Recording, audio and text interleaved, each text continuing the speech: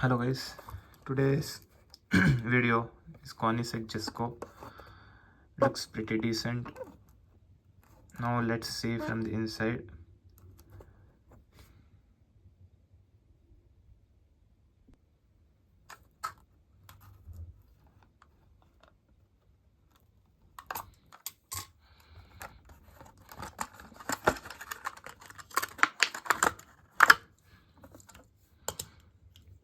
Yeah, the color is too good for car.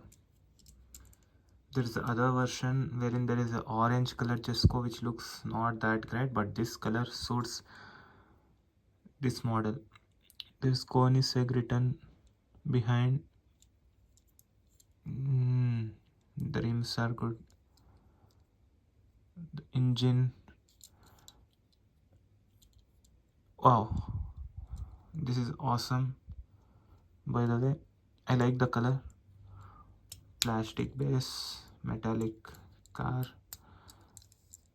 Yeah, overall, by the looks of it, it's a decent car, more like a must-have car for collector with this color alone.